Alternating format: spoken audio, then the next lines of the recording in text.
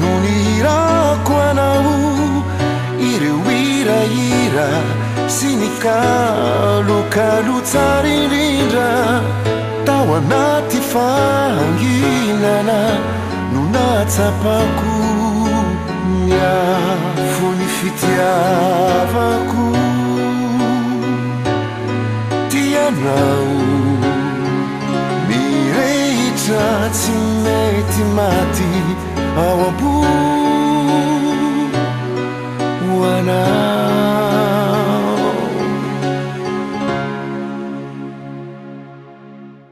tony sambo kely andranoma sy namangeny eny tsy matahotroja namanay zao de overy eny manantena ihany ny hotodatrany ahitany seranana toy izany ny vetsovetso-poko singa ny ety ho anao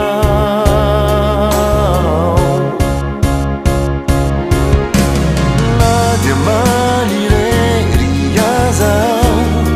risorinakio tsy miovakory ny fity zay nolalakio na hoaingana na oelizany enity anao enity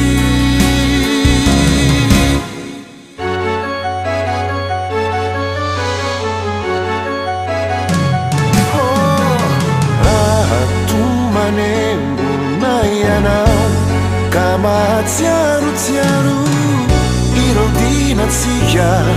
reo fity reo tsy ambarateno maro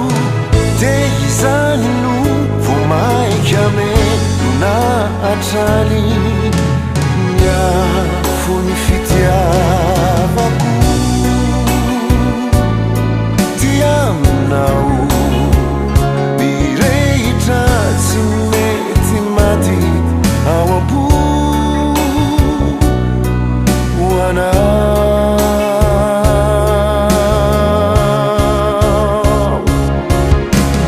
na dia manirery azao isombinakio tsy miovakory ny fity zay nolalakio na hoaingana na oelizany enity